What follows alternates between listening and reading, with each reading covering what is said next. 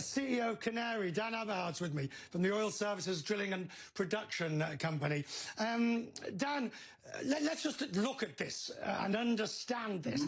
This is the West Texas blend because the May contract, nobody wants it.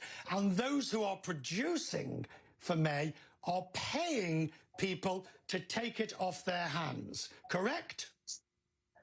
Yeah, and the price, you got to remember the price you're seeing for WTI, there's producers out there that get $3, $5, $7 less than that, and you're looking at transmission costs in the $2 to $10 a barrel mark, depending on where it is. Maybe 10's a bit extreme. So people are really negative, probably somewhere in the $5 to $8 a barrel mark for WTI. But the May contract is expiring, and the country is just worried that in Cushing we're going to be at tank tops in about 2 weeks. And there's just physically nowhere to store the oil. So this isn't really a market problem. This is an actual physical storage problem. And we've hit that before the rest of the world here in the U.S., particularly in the Permian Basin.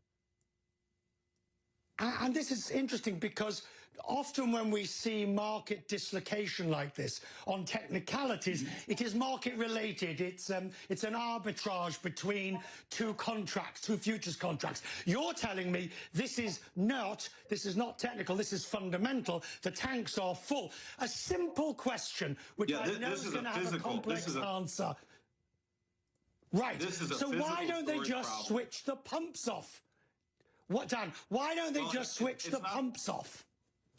It's not quite that simple. I'll tell you that a lot of what's going on right now is they are trying to kill wells.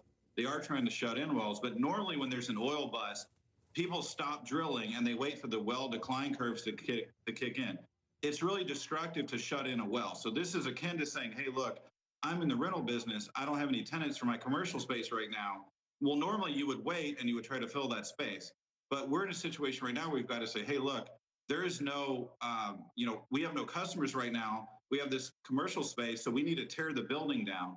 That's what's going on right now. And oil companies are scrambling to try to figure out how to shut in production. The industry is not built to work backwards to shut in production it doesn't need. And so the industry is having to work in reverse right now, and is just not set up for it. And we aren't a coordinated producer like these petrostates, Saudi Arabia, Russia, et cetera. We have many companies in the U.S., many medium-sized independents, and they're having to act in concert, but not under directive from the government. So it's really kind of a crapshoot right now, and everyone's scrambling. Now, explain briefly, if you can, you have each oil well and each head that's pumping out the stuff. What happens if you just turn the tap off for 3 months until the market gets better? Well, it's not so simple as that. You have to use chemicals. You have to understand the pressures that are involved. And you can be, you're in a lot of situations, you're not just shutting the tap off, you're killing the well. So an oil company has paid $5 million, $10 million for this hole in the ground. And they think it's, in January, this asset was worth $50 million or $80 million or $20 million. Now it's worth negative, and you're going to have to pay to shut it off completely. So you're likely shutting it off for its economic life, not just turning the tap off. And so that's why companies were reluctant to do this earlier in the cycle, which at this kind of warp speed, maybe 3 weeks ago or 5 weeks ago. But now in the day, they're scrambling to figure out how to do it.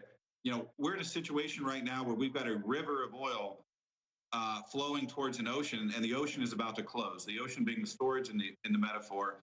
And the industry is scrambling to figure out how to solve that problem at warp speed. Dan, thank you. I appreciate you putting it into terms that we can understand now. Thank you very much indeed.